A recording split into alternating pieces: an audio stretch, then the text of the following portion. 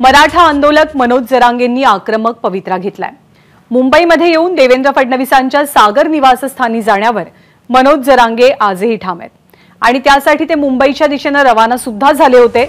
परंतु जमावबंदीचे आदेश दिले गेल्यामुळे मराठा आंदोलकांनी शांत राहावं असं आवाहन करत ते भांबेरी गावातून आंतरवाली सराटीमध्ये परत आलेत।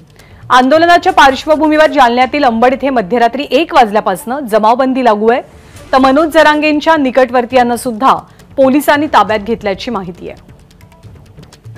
दरम्यान छत्रपती संभाजीनगर आणि जालना सोबतच बीडमध्ये इंटरनेट सेवा काही काळासाठी बंद करण्यात आली आहे। छत्रपती संभाजीनगरच्या सर्व आगारातली एसटी वाहतूक सुद्धा तात्पुरत्या स्वरूपात बंद ठेवण्याचा निर्णय झालाय।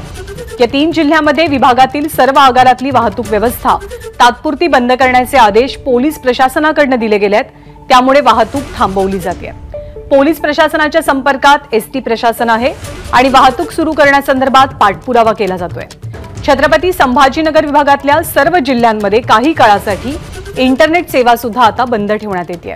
परंतु छत्रपती संभाजीनगरच्या सर्व आगारातली वाहतूक सध्या बंद ठेवण्यात आली आहे। पोलीस प्रशासन आणि एसटी प्रशासन एकमेकांच्या संपर्कात आहे आणि हे दोघं जणच मिळून ठरवतील की वाहतूक व्यवस्था पुन्हा कधी सुरू होणार।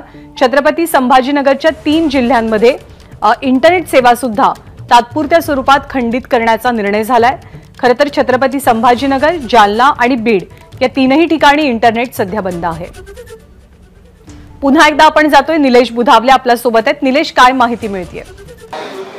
निलेश, तुझ्यापर्यंत आपण जर पाहिलं तर ज्या पद्धतीने मनोज जरांगे यांना कालपासूनच आक्रमक पवित्रा घेतलेला आहे आणि त्यामुळेच आता इंटरनेट बंद करण्याचा निर्णय घेण्यात आलेला आहे। पुढचे 10 तास मराठवाड्यामध्ये इंटरनेट बंद असणार आहे। याच्यामध्ये छत्रपती संभाजीनगर असेल, यासोबतच बीड जिल्हा असेल, जालना असेल, या ठिकाणी इंटरनेट बंदचा निर्णय घेतलेला आहे। तर वाहतूक विभागाने देखील आता एक महत्त्वाचा निर्णय घेतल्याचं आपल्याला पाहायला मिळतंय। छत्रपती संभाजीनगर विभागातील सर्व आगारातील वाहतूक ही तात्पुरती बंद करण्याचे आदेश देण्यात आलेले आहेत। जालन्याच्या एसपीने सुद्धा अशा पद्धतीचे आदेश काढलेले आहेत। तर दुसरीकडे अंबडमध्ये ज्या पद्धतीनं काल एसटी जाळण्याचा प्रकार घडलेला आहे, त्यामुळेच दगडफेक किंवा आंदोलक आक्रमक होण्याची कुठलीही प्रकारची बाब घडू नये यासाठी आता पोलीस आक्रमक झाल्याचं पाहायला मिळते। पोलिसांकडून खबरदारीचा उपाय म्हणून अनेक ठिकाणी संरक्षण तर वाढवण्यात आले। यासोबतच मराठवाड्यामध्ये इंटरनेट पुढचे 10 तास बंद ठेवण्याचा निर्णय घेण्यात आलाय।